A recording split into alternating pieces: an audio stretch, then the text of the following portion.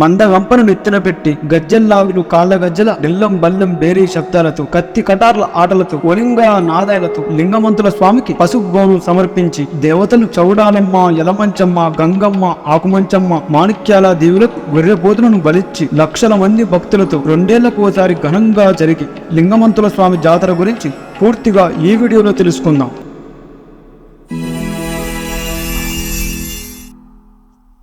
తెలంగాణ రాష్ట్రంలోని 2వ అతిపెద్ద జాతరగా గుర్తింపు పొందిన ఈ జాతర సూర్యాపేట జిల్లా దురాజ్పల్లి గ్రామంలో 2 ఏళ్లకోసారి 5 రోజుల పాటు జరుగుతుంది. ఈ జాతరను ప్రత్యేకంగా యాదవులు నిర్వహిస్తారు.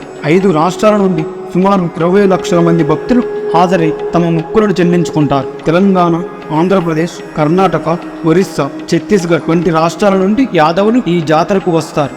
మహిళలు మందగంపను ఎత్తుకొని వచ్చి గుడి చుట్టూ తిరిగి కుండల్లో పసుపు బోనం ఉండి ఆ లింగమంతుల స్వామికి నైవేద్యం సమర్పిస్తారు. సంతానం లేని వారు తడిబట్ట స్నానాలు చేసి గుడి చుట్టూ తిరిగి గండ దీపాలు పెట్టి గండాలు పాపమని వేడుకుంటారు. ఇక ఈ జాతర చరిత్రలోకి వెళితే 11వ శతాబ్దంలో కాకతీయులు పరిపాలించినప్పుడు ఉండ్రగొండ ప్రాంతం శైవ వైష్ణవ మతాలు వెనసిల్లుతూ ఉండేవి. ఉండ్రగొండ కొండపై శివకేశవులు పూజలు అందుకునేవారు. ఆ విష్ణువు లక్ష్మీ నరసింహస్వామి రూపంలో పూజలు అందుకునేవాడు. శివుడు లింగమంతుల స్వామి రూపంలో పూజలు అందుకునేవారు. ఇక ఆ ఉండ్రగొండ ప్రాంతాన్ని రాష్ట్రకూట వంశస్థులు ధ్రువుడు పరిపాలిస్తున్న సమయంలో తన రాజ్యంలో ఒక గ్రామాన్ని నిర్మిస్తారు. ఆ గ్రామానికి ధ్రువుడు పేరు పెట్టగా ఇప్పుడు అది దురాజుపల్లిగా.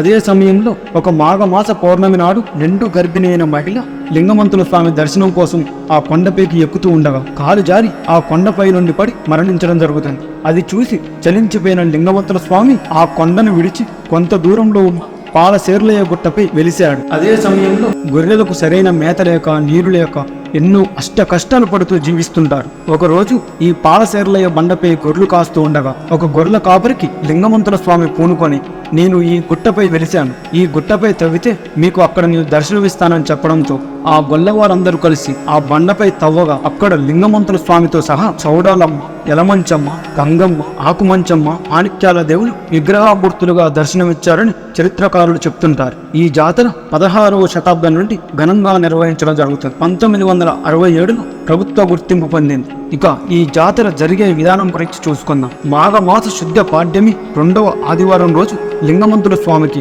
దిష్టి పూజ నిర్వహిస్తారు. ఈ పూజకు వరంగల్ జిల్లా చీకటాయపాలెం చెందిన యాదవ పూజారులు చౌడాలమ్మ దేవరపెట్టను తీసుకుని వస్తారు. కేసారం, తిరుమలగిరి గ్రామానికి చెందిన యాదవ హక్కుదారులు బోనం, పాలముంత గురువులతో పిల్ల తల్లి గొర్రెను బలించి ఘనంగా దిష్టి పూజ నిర్వహిస్తారు. ఆ దిష్టి పూజకు హాజరైన భక్తులందరూ అక్కడే ఆ స్వామివారి ప్రసాదాన్ని స్వీకరించి మరలా ఆ చౌడాలమ్మ దేవరపెట్టెను కేసారం గ్రామంకి తీసుకుని వెళ్తారు. మరలా మాఘమాస పౌర్ణమి ఆదివారం రోజు సాయంత్రం కేసారం గ్రామం నుండి దేవరపెట్టెను పెద్దగట్టు గుట్టపై తీసుకొని వస్తారు. ఇక అదే ఆదివారం సాయంత్రం కొన్ని లక్షల మంది యాదవులు గంపలు కట్టుకొని గొర్రెపోతులను తీసుకొని ఆ పెద్దగట్టు గుట్ట దగ్గరకు వస్తారు. ఇక సోమవారం తెల్లవారుజామున యాదవ హక్కుదారులు తమ బోనాలను సమర్పించి జంతు బలిస్తారు. అప్పటికే లక్షల మంది భక్తులు ఆ లింగమంతుల స్వామికి పసుపు బోనం సమర్పించి ఆ దేవతలకు గొర్రెపోతులను జల్తా పట్టి బలిగొనడం జరుగుతుంది. మంగళవారం రోజు పసుపు, కుంకుమ, బియ్యం పిండితో యాదవ పూజారులు దేవాలయంలో చంద్రపట్నం వేసి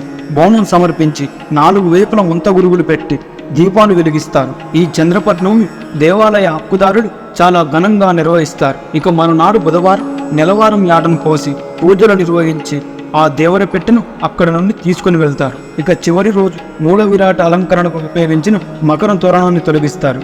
ఇలా 5 రోజుల పాటు ఘనంగా ఈ జాతర నిర్వహించడం జరుగుతుంది.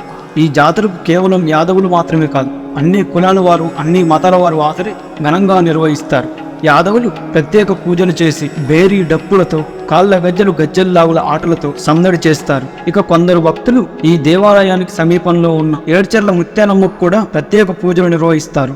ఇక ఈ లింగమంతుల స్వామి గుడి చరిత్ర, జాతర జరిగే విధానం గురించి అందరికీ తెలిసేలా షేర్ చేయండి. ప్రతి ఒక్కరూ మన ఛానల్ని తప్పకుండా సబ్స్క్రైబ్ చేసుకోండి. ఆ లింగమంతుల స్వామి జాతరకు వచ్చే వారందరూ ఖచ్చితంగా కామెంట్ చేయండి.